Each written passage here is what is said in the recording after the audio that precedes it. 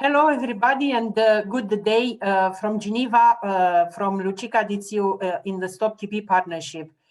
It's a great pleasure to address you, Sir Dr. Yuda, the NTP manager, Mr. Chamrun from Kana and leading as well on Stop TB Cambodia, our colleague from USAID mission, Dr. Setara, WHO Cambodia, Dr. Seronkea, and not last, actually, the first, Madame Kong, the TB survivor that is part of this event.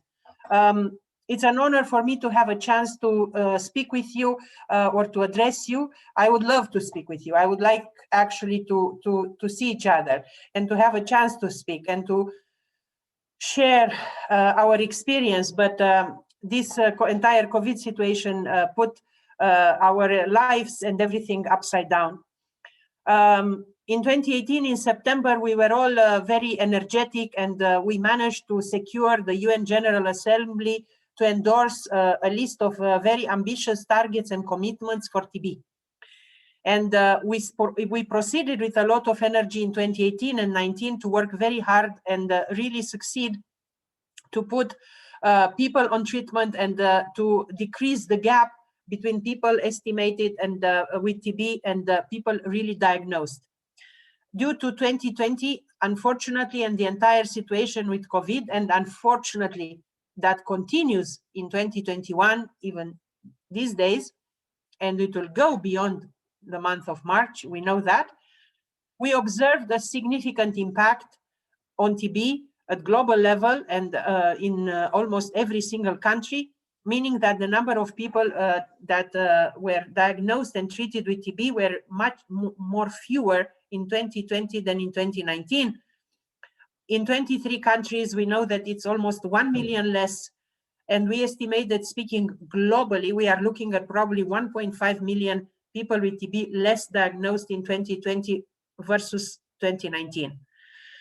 So the clock is ticking to reach the targets, but the clock is ticking to, and in a way, we hear this tick, tick, tick in our heads. It's ticking not only for that, it's ticking like, how do we recover from this? How we find this additional 1.5 million people with TB lost?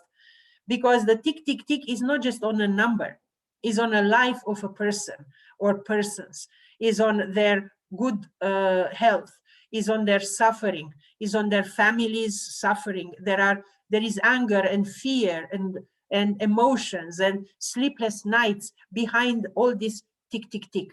So it's in our power to try to address this, because these numbers of additional missed people, to say so, is putting us to the level of 2010.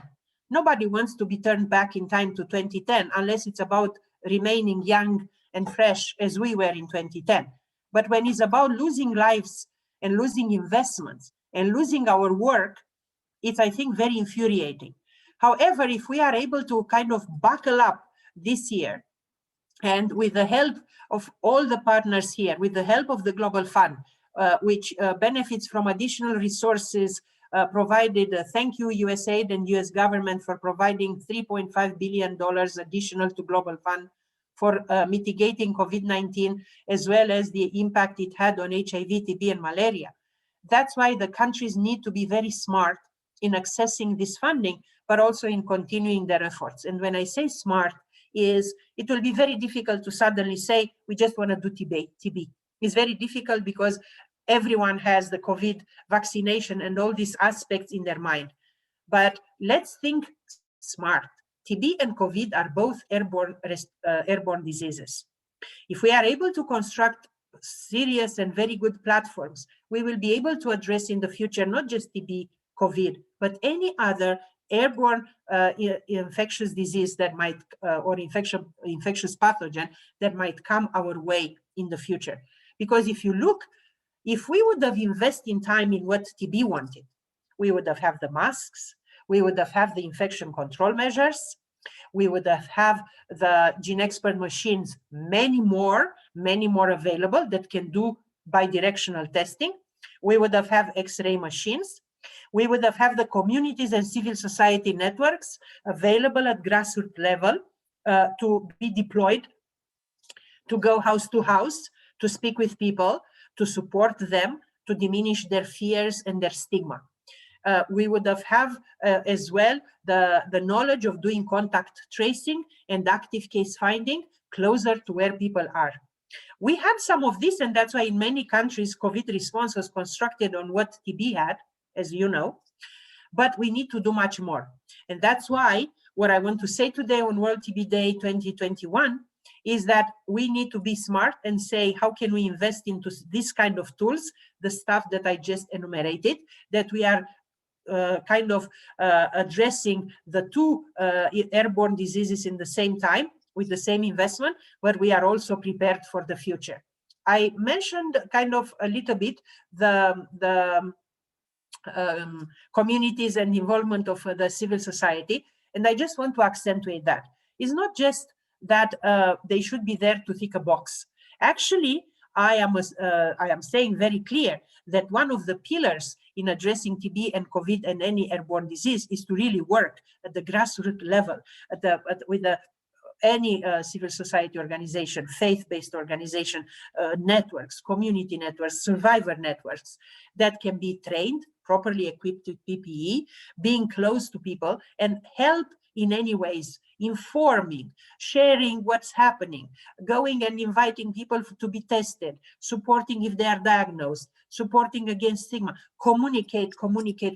Imagine if we had that in place as a network, that the moment information comes and it is about anything, vaccine for COVID, treatment for TB, preventive treatment, and we had that way to communicate, not through a clip on television as we all have now, in which a doctor says, go and get vaccinated, I'm getting vaccinated, but by friends and neighbors in your community that are your peers. It will make a huge difference.